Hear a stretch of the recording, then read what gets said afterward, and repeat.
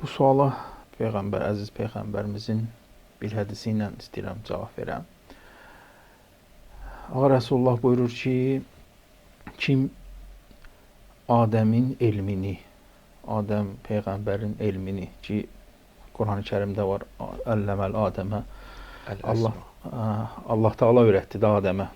Yəni, nələr öyrədi və ondan sonra mələklərə dedi ki, indi soruşun və nə öyrətdisə, əziz Peyğəmbərim buyurur ki, həmən o elmi istəyirsənsə, Əliyə bax. Nuhun əzmini, Nuh Peyğəmbərin o dözümlülüyünü ki, məsələn, 950 il bu kişi təbliğ elədi, insanları Allaha dəvət elədi.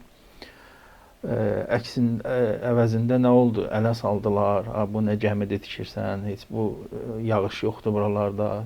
950 il ələ saldılar, qaçdılar, gəlmədilər Nuh Peyğəmbərə, amma dözdü, əzm göstərdi. Kim bu əzmi istəyirsə, Həzrət Əliyə baxsın.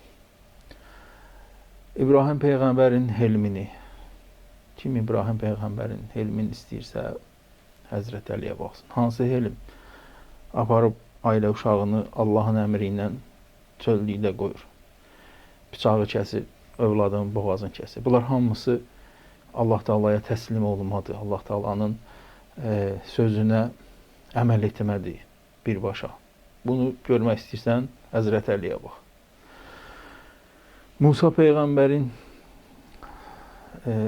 o bizim dillə desək, zirəngliyini, bacarıqlığını axtarırsansa, Həzrət Əliyə bax. Hansı ki, Fironun evində böyüdü, onun sarayından silahlar çıxartdı, yenə də onun əleyhinə mübarizəyə qalxdı. Yəni, Allaha xatir ki, Allahın əmrini üstün tutdu.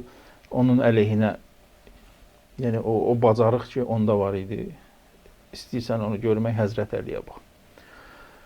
Və İsa Peyğəmbərin zöhdünü ki, İsa Peyğəmbər hansı bir zöhdlə yaşadı. Yeganə Peyğəmbərdir ki, evi yox idi. Ev tikmədi özünə. Yəni, belə bir zöhddə Həzrət Əliyə bax. O zöhdü görmək istəyirsiniz. Əslində, çoxdur. Yəni, Həzrət Əli əleyhissalamın fəziləti barəsində danışsaq, qutaran bir şey deyil.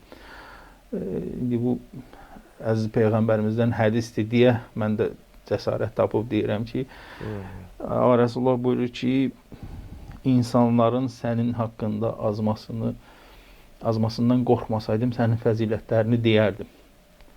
Hələ deməyib, insanlar bu günləri nə qədər azdılar, Əli Allahlar oradan, nə bilim, bəziləri belə, bəziləri elə.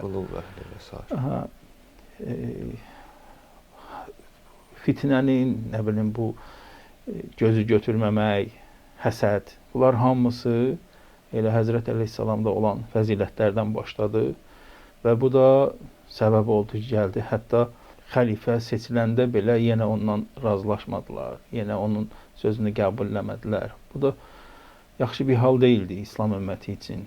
Əziz Peyğəmbərdən sonra belə aralaşmalar, İmam Əleyhisselamı tək qoymalar, bunlar hamısı illər öncəki o sinələrində yığılan, toplaşan kinələri idi, Əli Əleyhisselama qarşı olan nifrətləri idi ki, gəldi, özünü göstərdi.